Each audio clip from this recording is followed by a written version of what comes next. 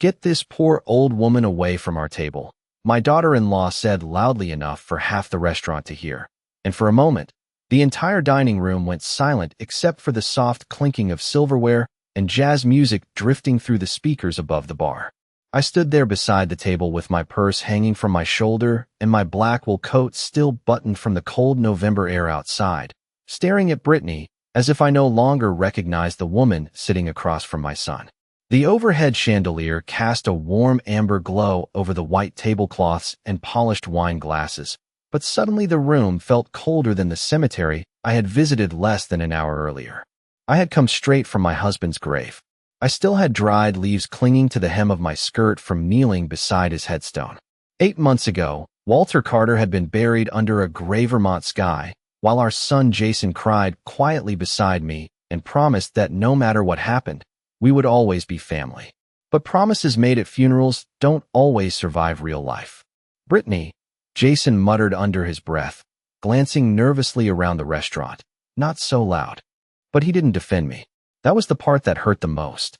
Not her cruelty. His silence. Brittany leaned back in her chair slowly, crossing her legs as if she were the queen of the room.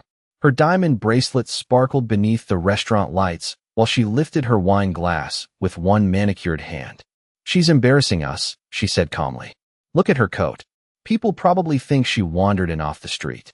A few people at nearby tables turned to look at me again before quickly pretending not to stare.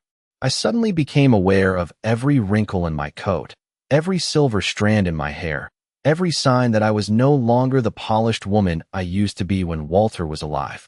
Back then, I never walked into a room alone. Walter always opened doors for me, pulled out my chair, rested his hand gently against my back as though he wanted the entire world to know I mattered. Now I stood there alone while my daughter-in-law treated me like a stranger who didn't belong at her table. 2 security guards approached awkwardly from near the front entrance, both of them young, enough to be my grandsons. One cleared his throat uncomfortably before speaking. "Ma'am," he said softly, "we're going to have to ask you to step away from the dining area." His voice wasn't rude. If anything, he sounded embarrassed. I looked at him and gave a small nod. "Of course," I whispered. "I wasn't going to fight. Not there. Not in front of strangers. Not in front of my husband's portrait hanging near the restaurant entrance." Walter would have hated this scene. I reached down and picked up the small paper gift bag I had brought for Chloe, my 16-year-old granddaughter. Inside was a silver necklace that had belonged to my mother. Chloe loved vintage jewelry, and she had once told me the necklace reminded her of old Hollywood movies. I had planned to give it to her privately after dinner. But Chloe wasn't there. Brittany had told me earlier that afternoon that Chloe was too busy to attend family dinner tonight. I should have realized then that something was wrong. Jason finally looked up at me, but only for a second. His face was pale and exhausted, the same way it had looked ever since Walter died. My son used to laugh easily. He used to call me every Sunday morning. He used to show up at my house with coffee and cinnamon rolls just because he knew I hated eating breakfast alone. But little by little, Brittany changed things. She changed the holidays. She changed the routines. She changed him. And somewhere along the way, my son became a guest in my life instead of family. "Mom," he said quietly, rubbing his forehead, "maybe tonight just isn't the best night." I stared at him for a long moment. I wanted to ask him when exactly I had stopped being welcome at his table. I wanted to ask him whether he understood what it felt like to lose your husband after 46 years and then slowly lose your son right after. But I didn't say any of those things. Grief teaches you that some silences are heavier than arguments. So I simply nodded once and turned toward the exit. My low heels clicked softly against the dark hardwood floor as I walked away from the table. Nobody stopped me. Not Jason. Not Brittany. Not even the waiters who had once known my name by heart. 8 months. That was all it took for people to forget. I reached the front lobby and pulled my coat tighter around myself while the cold air slipped through the glass doors each time customers entered from the street outside. Downtown Burlington was glowing with early Christmas decorations. Strings of white lights wrapped around trees and storefronts while people hurried along the sidewalks carrying shopping bags and cups of coffee. The city looked beautiful tonight. But beauty can feel cruel when your heart is breaking quietly inside your chest.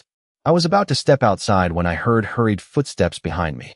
"Mrs. Carter," a voice called out breathlessly. I turned slowly. The restaurant manager was practically running toward me, his face drained of color. I recognized him immediately. Daniel Morris. Walter had hired him 12 years ago fresh out of hotel management school. I remembered attending Daniel's wedding. I remembered sending flowers when his mother passed away. But tonight, when he looked at me standing there alone in the lobby, his expression shifted from confusion to horror. "Mrs. Carter," he repeated, lowering his voice, "you can't leave." I frowned slightly. "I assure you, Daniel, I was just doing what your customers requested." He glanced nervously toward the dining room, where Brittany sat laughing again, completely unaware that he had followed me. Then he leaned closer and whispered something that made my pulse stop cold for a second. "Corporate just called me," he said carefully. "They told me the majority owner of Carter Steakhouse Group is here tonight." I stared at him without speaking.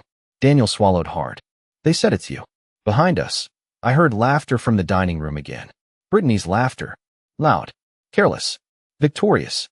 And for the first time all evening, I slowly smiled. Daniel stood beside me in the lobby with his hands clasped tightly in front of him, looking less like a confident restaurant manager and more like a nervous young man who had suddenly realized he had walked into the middle of something dangerous. Behind the frosted glass doors, snow had started falling lightly over Main Street, covering the sidewalks in a thin layer of white that reflected the Christmas lights hanging above the storefronts. I could hear muffled laughter drifting from the dining room behind us, along with the soft sound of piano music floating through the speakers overhead. Somewhere back there, Brittany was probably still sipping expensive wine and telling everyone how difficult I had become since Walter died. The strange thing about grief is that people expect you to disappear quietly inside it. They want your sadness to remain polite, convenient, temporary. But grief does not only reveal who loved the person you lost. It reveals who was pretending all along. "Mrs. Carter," Daniel said carefully, lowering his voice even further, "I did not know they were speaking to you that way." I looked at him for a moment before smiling faintly. "You were not supposed to know," I replied softly. "Most people do not notice old women until something embarrassing happens." His face tightened with discomfort. Daniel had always been kind to Walter and me.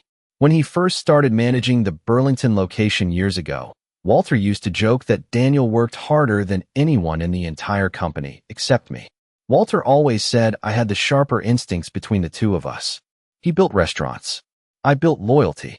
Employees stayed because I remembered their children's names, because I attended weddings and funerals, because I treated dishwashers the same way I treated investors. Walter used to laugh and say I ran the soul of the company while he handled the numbers. Back then, our life felt solid, predictable, warm. Now everything felt like a house where the lights had slowly gone out one room at a time. Daniel glanced nervously toward the dining room again. "Corporate instructed me to escort you upstairs to the executive office," he said quietly. "They said if you arrive tonight, all executive authority transfers immediately." I stared at him without answering. Executive authority. I had not heard those words spoken aloud in years. After Walter passed away, I stopped attending board meetings. I stopped reading quarterly reports. I stopped opening most of the letters arriving from company headquarters in Boston. Every envelope reminded me that Walter was gone. Every signature reminded me that I was suddenly alone after nearly 5 decades of marriage. Some mornings I still woke up expecting to hear his footsteps downstairs making coffee. Sometimes I still reached for him in the dark before remembering the bed beside me was empty forever. Daniel shifted awkwardly beside me. "Mrs. Carter?" I blinked slowly and nodded once. "Of course." He led me toward the private elevator tucked behind the hostess station. As we walked past the dining room entrance, I caught sight of Brittany through the glass partition. She was laughing loudly now, one hand resting dramatically against her chest, while Jason stared blankly into his drink beside her. Even from across the room, my son looked exhausted. Older than 42. His shoulders slumped the same way Walter's used to after 14-hour workdays during the early years of the business. But Walter never allowed anyone to humiliate his family to make life easier for himself. That was the difference between strength and weakness. Brittany suddenly glanced toward the lobby and saw me standing beside Daniel. Her smile faded slightly. I watched confusion flicker across her face as Daniel pressed the elevator button himself instead of escorting me outside. For the first time all evening, uncertainty entered her expression. The elevator doors opened with a soft chime. Inside, The polished brass walls reflected my tired face back at me beneath the dim golden lights. My coat still carried the faint scent of winter air and cemetery grass. Daniel stood quietly beside me while the elevator rose toward the executive floor above the restaurant. "I should have called you months ago," he admitted suddenly. I turned toward him. "Why would you do that?" He hesitated before answering. "Because things have not been right since Mr. Carter passed away." A cold heaviness settled quietly inside my chest. I already knew that. I had felt it for months in small ways that were easy to ignore individually but impossible to ignore together. Jason stopped inviting me to holiday dinners unless Brittany approved first. Family photos disappeared from the walls of their home one by one. Brittany replaced Walter's antique furniture with sleek, white designer pieces that looked beautiful but lifeless. Even Chloe seemed nervous every time she visited me, as though she worried someone might find out she still loved spending time with her grandmother. "Brittany has been making changes," Daniel continued carefully. "A lot of people at corporate are uncomfortable." I looked down at my gloves resting in my lap. Walter bought them for me during a winter trip to New York almost 15 years ago. Soft black leather lined with cashmere. He always noticed details like that. He believed taking care of someone was not about grand gestures. It was about remembering small things before they had to ask. "What kind of changes?" I asked quietly. Daniel exhaled slowly. "Budget cuts. Executive replacements. Longtime employees being pushed out." He paused briefly. "And there have been discussions about selling several locations." My fingers tightened slightly around the gloves. Walter spent 40 years building Carter Steakhouse Group from a single roadside diner outside Montpelier into one of the most respected restaurant brands in New England. I still remembered those early years vividly. Walter grilling steaks himself because we could not afford extra kitchen staff. Me wiping tables after midnight while Jason slept in a playpen behind the hostess counter. Snowstorms. Missed vacations. Mortgage payments we barely made. Every restaurant carried pieces of our life inside it. And now Brittany spoke about them the same way people discuss flipping houses for profit. The elevator doors finally opened onto the executive floor. Thick carpets muted our footsteps as Daniel guided me down a quiet hallway lined with framed photographs from the company's history. Walter cutting ribbons at grand openings. Charity galas. Newspaper articles. Smiling employees gathered around holiday dinners. Halfway down the hallway, I stopped walking. There was a photograph taken 23 years ago at the opening of the Burlington flagship restaurant downstairs. Walter stood proudly in the center, wearing his navy suit, while I stood beside him, holding Chloe as a baby. Jason had one arm around me in that picture. Back then, when he smiled at me, there was still warmth in his eyes. I reached up gently and touched the edge of the frame. "He used to be such a good son," I whispered before I could stop myself. Daniel looked away respectfully. "I think he still could be," he said softly. I did not answer, because deep down, I no longer knew if that was true. Daniel opened the large mahogany doors at the end of the hallway and stepped aside for me. The executive office beyond them was quiet except for the distant hum of city traffic below. Walter's office. Our office. Nothing had changed. The leather chairs. The dark wood desk. The old crystal decanter Walter kept, even though neither of us drank much anymore. And sitting neatly in the center of the desk was a thick black folder embossed with the Carter Steakhouse Group logo in silver lettering. Beside it rested a sealed envelope with my name written across the front in Walter's handwriting. My breath caught painfully in my throat as I stared at it, because I recognized that handwriting instantly. And suddenly I understood something terrible. Walter knew this day was coming long before I did. For several seconds, I simply stood there staring at the envelope with my name written across the front in Walter's familiar handwriting while the city lights shimmered softly beyond the tall office windows behind me. My chest tightened in a way that felt almost physical, as though grief itself had quietly reached across the room and wrapped cold fingers around my ribs. 8 months. Walter had been gone for 8 months. And somehow seeing his handwriting again hurt more than standing beside his casket at the funeral. Because funerals are loud. People bring flowers. They hug you. They tell stories. But this kind of grief was silent. It waited patiently inside ordinary moments until something simple shattered you all over again. A scent. A photograph. Handwriting on an envelope. Daniel stepped back respectfully toward the doorway. "Would you like some privacy, Mrs. Carter?" he asked softly. I nodded once without taking my eyes off the desk. Thank you, Daniel. The door closed quietly behind him, leaving me alone inside the office Walter and I once shared almost every day of our adult lives. The room still smelled faintly like cedarwood and coffee. Walter always arrived before everyone else in the mornings, usually around 6:30, carrying one black coffee and one vanilla latte for me, because he claimed life was too short for bitter coffee. I slowly removed my gloves and set them beside the envelope before lowering myself carefully into the leather chair behind the desk. Walter's chair. The chair where he negotiated contracts, planned expansions, and somehow still found time to call me every afternoon just to ask whether I had eaten lunch. My fingers trembled slightly as I picked up the envelope. The paper was thick and expensive, the kind Walter always preferred for important business letters. For a moment I hesitated. Part of me was afraid to open it because as long as the envelope remained sealed, I could pretend his voice still existed somewhere untouched inside the world. But eventually, I slid one finger beneath the flap and unfolded the letter inside. Evelyn, if you are reading this, then something has already gone very wrong. I closed my eyes briefly. Even his written words sounded calm. Steady. Walter always believed panic made people careless. He used to say the strongest person in any room was the one who stayed quiet while everyone else lost control. I continued reading slowly. I know you better than anyone. I know that after I am gone, you will try to step away from the business because it carries too many memories.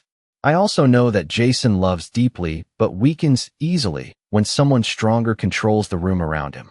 If Brittany ever convinces him that you are no longer important, promise me you will remember something. You built this company with me. None of this exists without you. I swallowed hard and stared down at the page while tears blurred the ink slightly beneath the office lights. Walter and I met when we were 23 years old working at the same roadside diner outside Montpelier. He grilled burgers. I worked the register. We had exactly $400 between us when we got married. Our first apartment smelled like cigarette smoke from the tenants downstairs, and during winter the pipes froze, so often we kept pots of water near the stove just in case. But we were happy, truly happy. Walter used to dance with me in the kitchen while canned tomato soup simmered on the stove because we could not afford proper dinners yet. Back then, success meant paying rent on time. It meant surviving another month together. People who meet wealthy families later in life always assume the money came first. They never see the years before that. The sacrifices, the exhaustion, the nights spent terrified one bad month could destroy everything. I looked around the office slowly. Every framed award on the walls carried part of our history inside it. Every polished surface had once been touched by our hands. And downstairs, Brittany had looked at me like I was some unwanted old woman wandering into a restaurant where I did not belong. I returned my attention to the letter. There are documents inside the black folder. Read everything carefully before making any decisions. I transferred majority ownership into your name 5 years ago. Not Jason's. Yours. Because leadership is not inherited through blood. It is earned through character. My breathing slowed. 5 years ago. Walter had already been planning for this long before his heart problems became serious. Long before Brittany started rearranging our family like furniture inside a room she wanted to redesign. I opened the black folder carefully. Inside were financial reports, ownership records, legal agreements, and handwritten notes marked with yellow tabs in Walter's precise block lettering. But one document near the top immediately caught my attention. Emergency Executive Authorization Protocol. My eyes moved slowly across the page while the quiet hum of the city drifted faintly through the windows behind me. The document granted full temporary operational control to the majority owner in cases involving financial misconduct, unauthorized liquidation attempts, or executive abuse of authority. Attached beneath it was another sheet listing recent internal investigations. My stomach tightened. There were signatures, audit summaries, transfer records. Several pages mentioned Brittany by name. Unauthorized account access. Attempted share restructuring. Unapproved vendor payouts. I felt suddenly cold despite the warmth of the office. Daniel had been right. Things had not simply changed after Walter died. Someone had been dismantling the company piece by piece while I sat alone in my house grieving. I turned another page slowly, and then I saw Jason's name. My chest tightened painfully again. Several executive approvals had been signed under his authorization. Some involved layoffs. Others involved attempts to leverage company assets for outside loans. One note from the legal department had been circled heavily in red ink. Executive decisions appear heavily influenced by spouse. Further review recommended. I leaned back slowly in Walter's chair and stared up at the ceiling for several long seconds. Somewhere downstairs, my son was probably still sitting at that dinner table believing he controlled the future of this company. Maybe Brittany had convinced him everything would eventually belong to them anyway. Maybe she told him I was too old to notice what was happening, too lonely to fight back, too broken after Walter's death to matter anymore. The strange thing was, part of that had almost been true.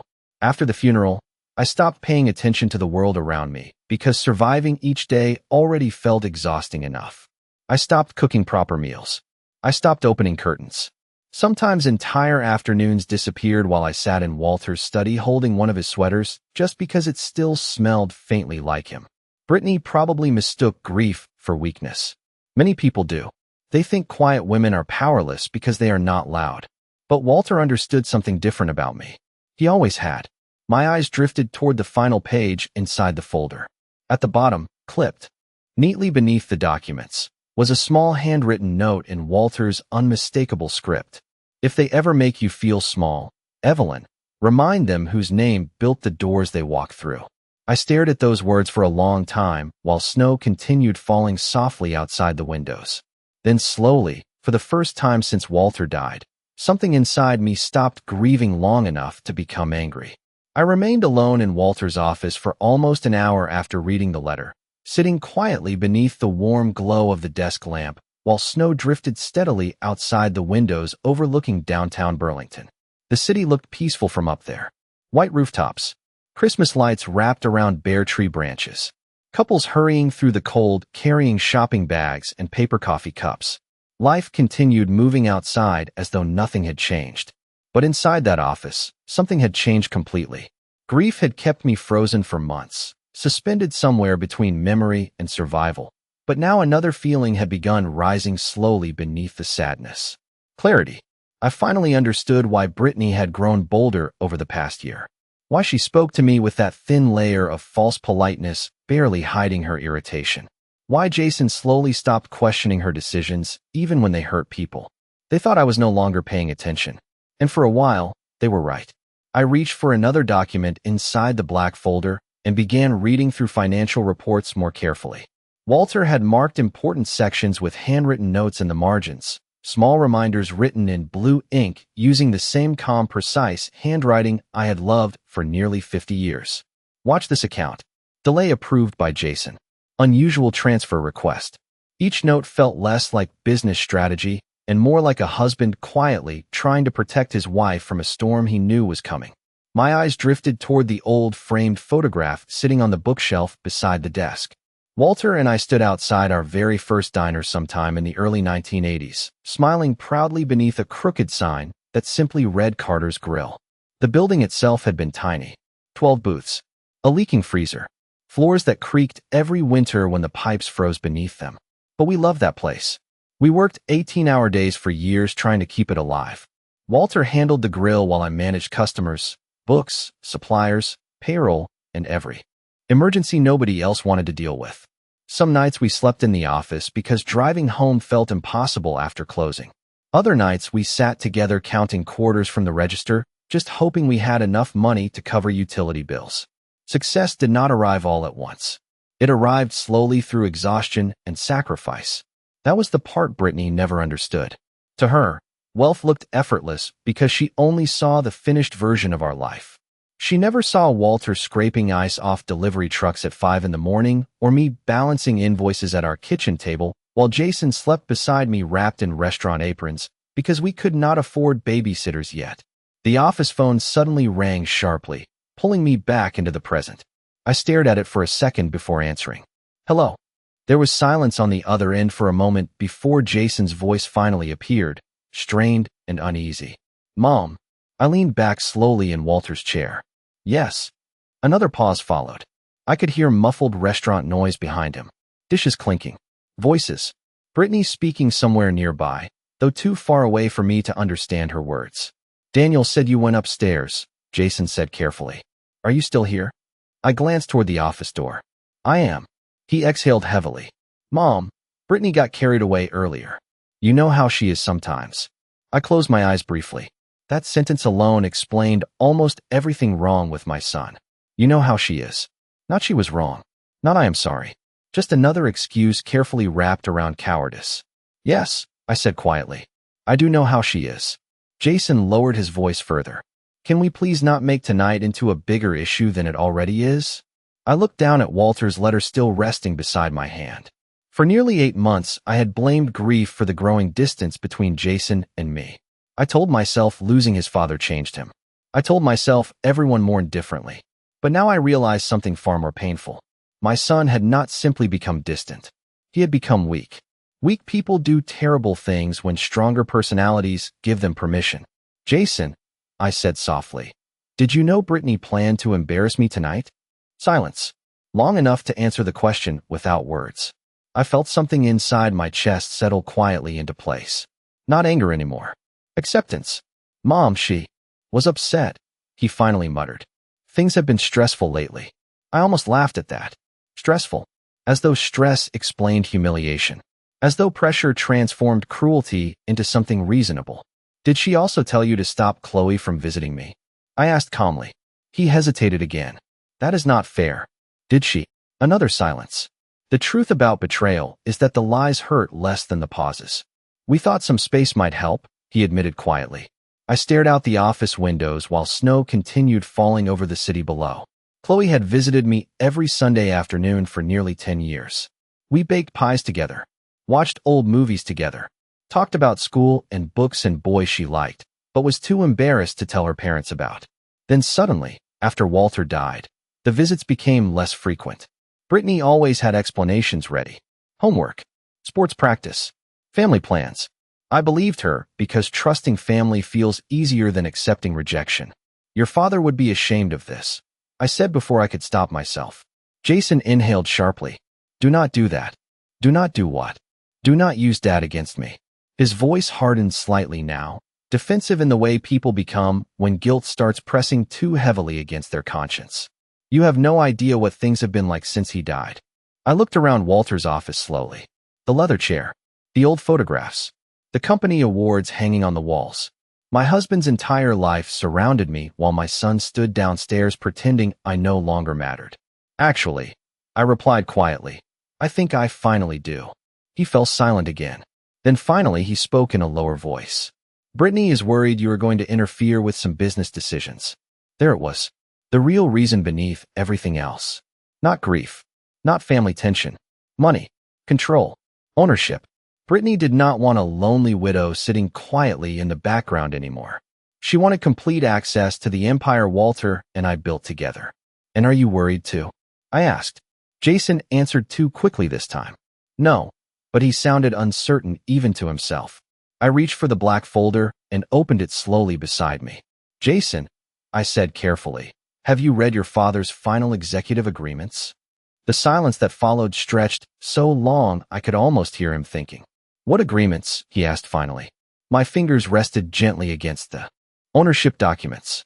Walter knew. Somehow, long before I did, he knew this exact conversation would happen one day. I see, I whispered softly. Jason's voice sharpened immediately with nervousness. Mom, what does that mean? I looked toward the office door again. Somewhere downstairs, Brittany was probably growing impatient waiting for answers, waiting for control to return. But something inside this building had already shifted tonight, whether they realized it yet or not. It means, I said calmly, your father was much smarter than either of you realized. Then before Jason could answer, there was a quiet knock at the office door. Daniel stepped inside looking pale again. Mrs. Carter, he said carefully. The board members from Boston just arrived downstairs unexpectedly. He hesitated before continuing. And Brittany is demanding to know why all executive account access has suddenly been frozen.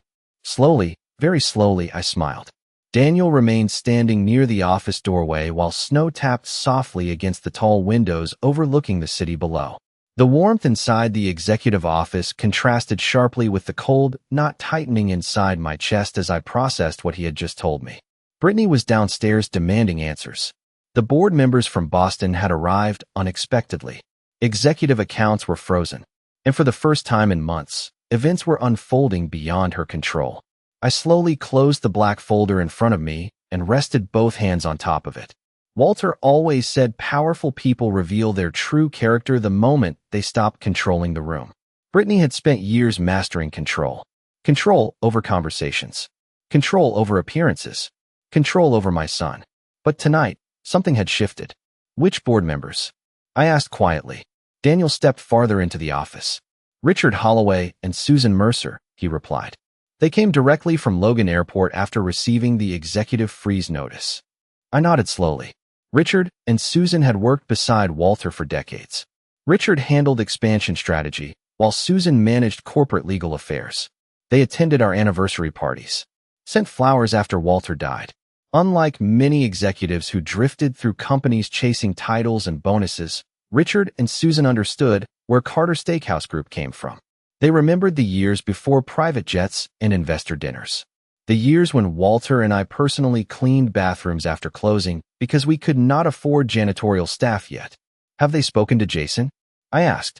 Daniel hesitated briefly. Not yet. Brittany intercepted them first. That did not surprise me. Brittany had a gift for stepping in front of problems before anyone else could define the narrative. She smiled beautifully while quietly repositioning every conversation around herself. When Jason first introduced her to us 8 years ago, I genuinely tried to love her. She arrived at our house carrying homemade lemon bars and wearing a pale blue sweater that made her look younger than she was. Walter liked her immediately because she laughed at his jokes. Jason adored her because Brittany knew how to make people feel chosen when she wanted something from them. At first, I blamed myself for struggling to connect with her fully. She was polished, educated, charming at dinner parties. But little things slowly began bothering me. She tipped waitresses poorly while spending hundreds of dollars on handbags. She referred to elderly employees as outdated. She once complained during Thanksgiving because Walter insisted on inviting longtime restaurant staff members to dinner. Family holidays should stay exclusive, she had said with a smile while refilling her wine glass. Walter looked at her quietly for several seconds before replying. Those people helped build our life. I remembered the silence that followed afterward. Brittany never openly challenged Walter again after that. She waited until he was gone. Mrs. Carter? Daniel's voice pulled me gently back into the present. Should I bring the board members upstairs? I looked down at Walter's letter beside me. His words still echoed quietly through my thoughts. Leadership is not inherited through blood. It is earned through character. Slowly, I nodded. Yes, but not Jason or Brittany. Daniel exhaled in visible relief, almost as though he had been waiting months for someone to finally take control again. Of course. After he left the office, I stood up and walked toward the windows overlooking the restaurant entrance below. Snow continued falling steadily across Burlington now, blanketing sidewalks and parked cars in soft white layers beneath the city lights. I pressed one hand lightly against the cold glass while memories drifted through my mind with painful clarity. Walter loved first snowfalls. Every winter, he insisted on driving through town looking at Christmas decorations even after we grew old enough to complain about the cold. One December years ago, shortly after Jason turned 10, Walter pulled the car over during a snowstorm just so the three of us could stand in the middle of Church Street and watch huge snowflakes fall beneath glowing storefront lights. Jason laughed so hard that night, he could barely breathe. Walter spun me around right there on the sidewalk while Christmas music drifted from nearby shops. Back then, happiness felt simple, permanent. It amazes me now how families can slowly fracture without anyone admitting it out loud. Not through screaming arguments or dramatic betrayals at first, but through smaller things. Missed phone calls, holidays rearranged, invitations forgotten. Tiny moments where respect quietly disappears one piece at a time until suddenly you realize you are no longer standing inside the same family you once built your life around. A soft knock interrupted my thoughts. The office door opened slowly, and Richard Holloway entered first, his gray wool coat dusted lightly with snowflakes. Susan Mercer followed close behind, carrying a leather portfolio against her chest. The moment Richard saw me standing beside the windows, his face softened visibly. "Evelyn," he said quietly. I had known Richard for nearly 40 years. He looked older now than I remembered from Walter's funeral, his silver hair thinner, His shoulders slightly stooped beneath the weight of age and corporate stress. But his eyes still carried the same steady kindness Walter trusted completely. Susan approached next and wrapped both hands gently around mine. "We have been worried about you," she said softly. Her voice carried genuine warmth. Not obligation, not pity, real concern. And suddenly, after months of isolation, I felt something dangerous rising unexpectedly inside my chest. Relief. Because grief becomes unbearable when you start believing nobody sees you anymore. We sat together around the small conference table near the windows while Daniel quietly brought coffee and closed the office doors behind him again. For several moments, nobody spoke. Richard simply studied my face carefully before finally sighing heavily. Walter knew this would happen, he admitted. I looked up sharply. How much did he know? Richard exchanged a glance with Susan before answering. Enough to restructure ownership years ago. Susan opened her portfolio and removed several documents neatly clipped together. Walter became concerned after Brittany pushed Jason toward aggressive expansion strategies. She explained calmly. There were also concerns regarding private spending connected to corporate assets. My stomach tightened again. You mean Brittany was using company money? Susan chose her words carefully. We noticed irregularities. Luxury travel. Vendor contracts linked to personal associates. Large consulting fees with vague documentation. Richard rubbed one tired hand across his face. Jason signed off on most of it. I closed my eyes briefly. Hearing it spoken aloud hurt more than reading the reports alone earlier. Because somewhere beneath the executive titles and financial misconduct, Jason was still the little boy who used to run through our first diner carrying crayons in his pockets while Walter flipped pancakes behind the grill. I raised him better than this. Or at least I thought I had. Why did nobody tell me sooner? I asked quietly. Susan's expression softened with sadness. Because after Walter died, you disappeared. The honesty of that answer settled painfully inside me. She was right. I disappeared completely after the funeral. I stopped answering calls, ignored board updates, declined invitations. Some days I barely left the house except to visit Walter's grave or buy groceries. Grief hollowed out my entire world until surviving each day felt like enough work already. Brittany probably saw that emptiness and mistook it for surrender. Richard leaned forward slightly. Evelyn, tonight cannot continue the way it has been. His voice lowered carefully. Brittany believes Jason effectively controls the company now. She has been preparing to force through asset liquidation before year's end.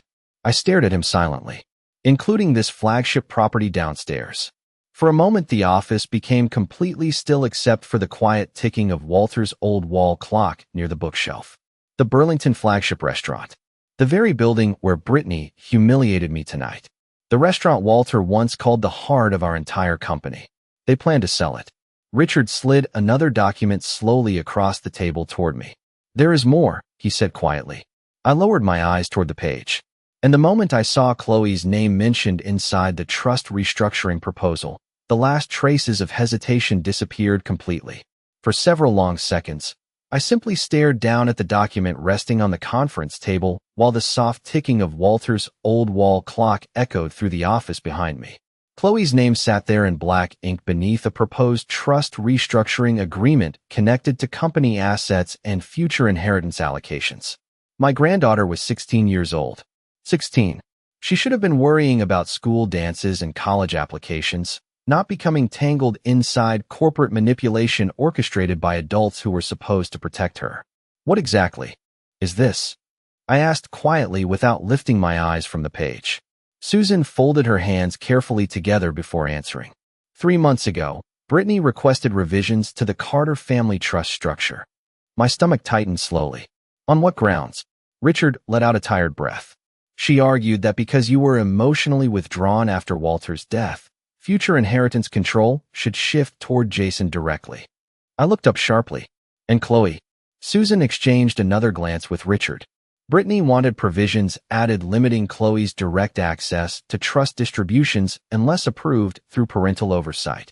I leaned back slowly in my chair while cold disbelief settled heavily inside me. Brittany was not simply trying to gain control over company assets anymore. She was building systems designed to secure power long after I was gone. Walter had seen it coming. Somehow he saw the entire pattern before any of us did. Was Jason aware of this proposal? I asked quietly. Richard hesitated long enough to answer without words again. He signed preliminary review authorization, he admitted finally. My chest ached with a strange mixture of grief and exhaustion.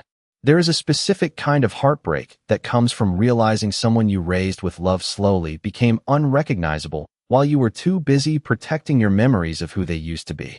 I remember Jason at 7 years old crying because he accidentally stepped on a bird during a family picnic. He held that tiny creature in his hands, sobbing for almost an hour because he could not bear the idea of causing pain to something weaker than himself. Walter always said Jason had a soft heart. And he did. That was precisely the problem. Soft hearts become dangerous when stronger people teach them to ignore guilt instead of listen to it. I lowered my eyes back toward the trust documents. Did Brittany believe nobody would tell me? Susan gave a small, humorless smile. I think Brittany believed nobody could stop her anymore. Silence settled across the room after that. Outside the office windows, snow continued drifting down steadily over Burlington, while holiday lights shimmered softly across the dark streets below. Somewhere downstairs, customers were probably still finishing expensive steaks and wine without realizing the entire future of Carter Steakhouse Group was quietly shifting upstairs above their heads. I rested one hand against Walter's letter again. If they ever make you feel small, Evelyn, remind them whose name built the doors they walk through. The office suddenly felt less like a place of grief and more like a battlefield Walter prepared for me long before I realized a war existed. Daniel knocked gently before stepping back into the room, carrying another stack of folders. His expression looked increasingly uneasy now. Mrs. Carter, he said carefully, there is more you need to see. He placed the folders onto the conference table and opened the top one. Inside were photographs, printed emails, vendor contracts, and executive expense reports. Susan immediately frowned while reviewing several pages. Where did these come from?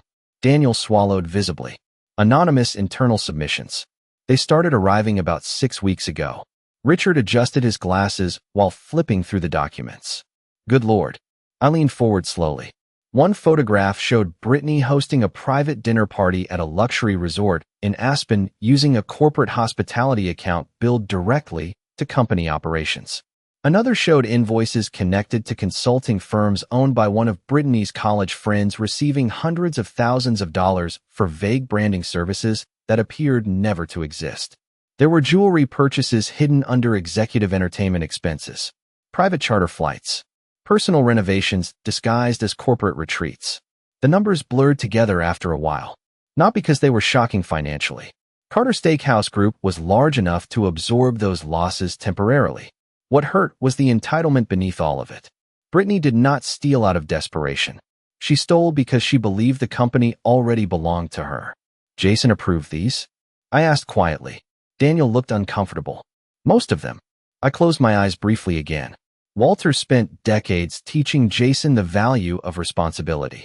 Every summer as a teenager, Jason worked inside the restaurants like everyone else.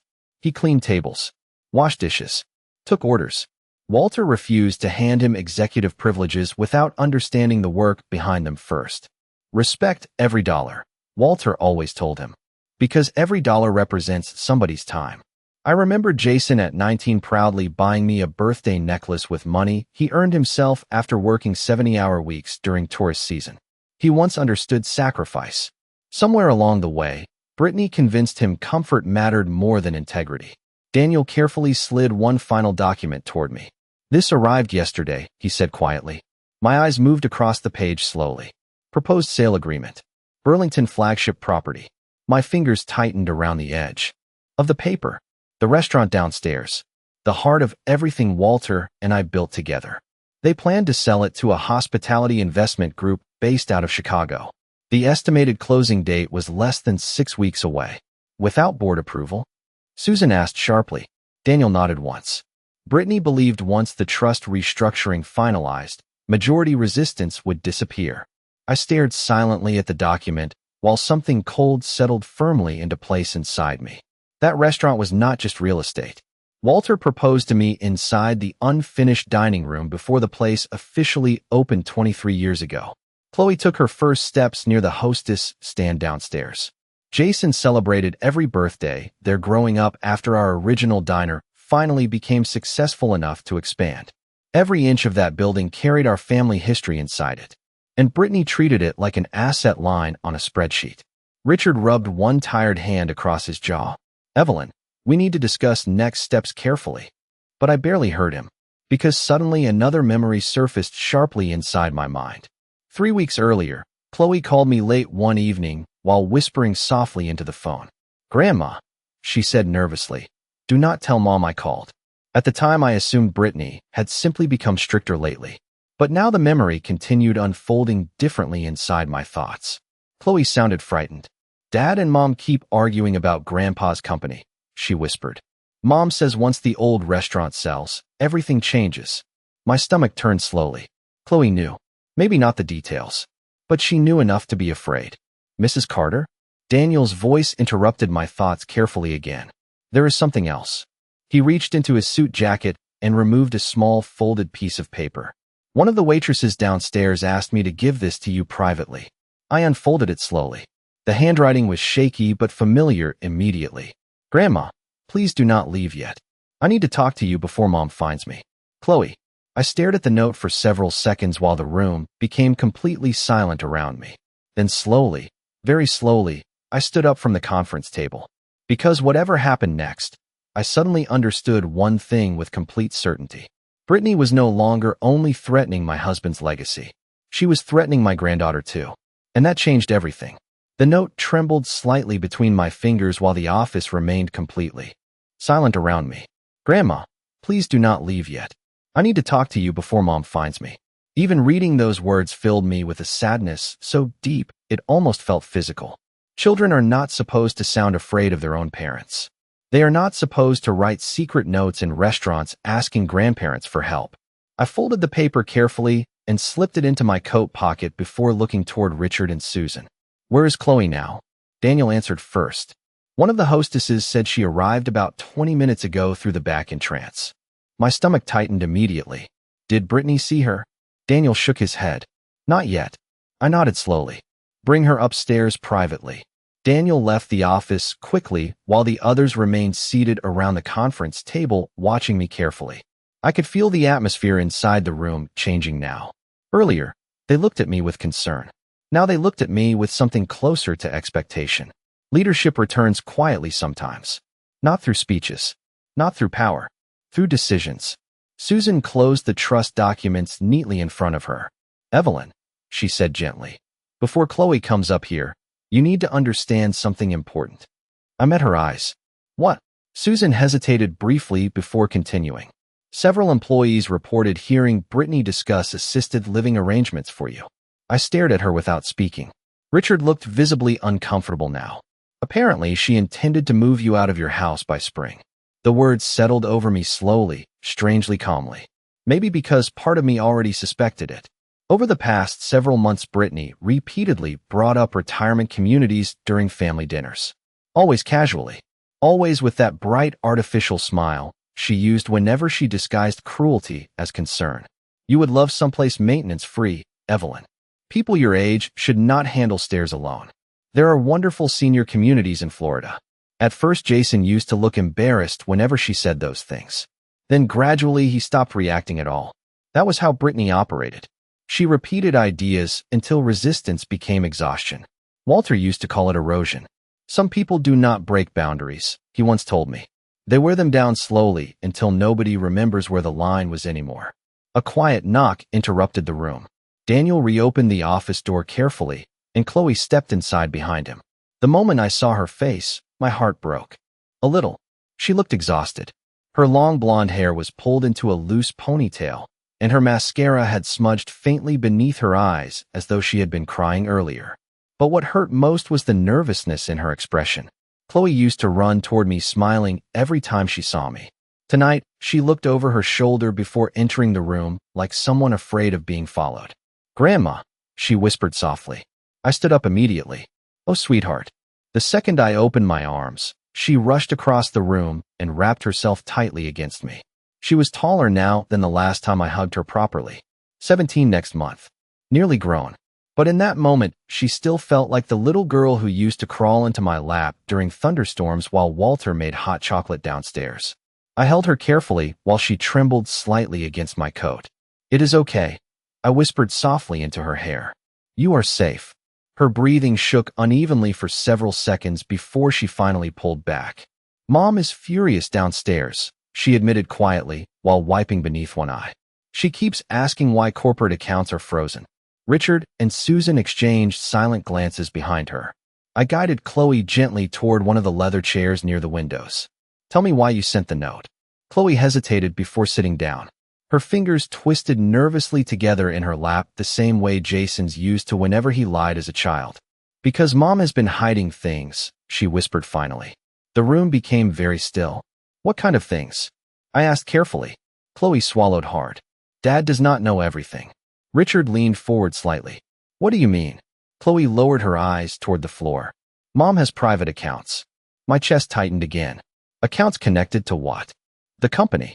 Her voice barely rose above a whisper now. "She uses Dad's passwords sometimes when he is asleep." Susan immediately reached for a legal pad beside her while Richard sat back heavily in his chair. But I barely noticed them anymore. My focus remained entirely on Chloe. "How long have you known this?" Chloe looked ashamed suddenly. "A while." Tears filled her eyes again. "Grandma," I did not know what to do. I reached over and took her cold, trembling hands gently inside mine. "You do not have to carry this alone anymore." She nodded shakily. "I heard Mom on the phone 2 nights ago. She thought I was upstairs." Her breathing caught unevenly. "She told somebody that once the restaurant sold and the trust changed, you would not be able to stop anything anymore." The office seemed colder suddenly despite the heat running softly through the vents overhead. "Did she say who she was speaking to?" Susan asked carefully. Chloe shook her head. "No, but she said Dad was becoming a problem because he still felt guilty sometimes." My eyes closed briefly. Even now, despite everything, hearing that still hurt.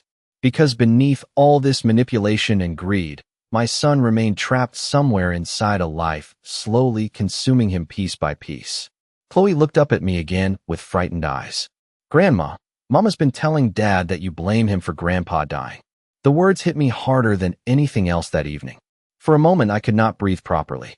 Walter died from heart failure 8 months ago after years of quietly ignoring medical advice because he hated hospitals and loved work too much.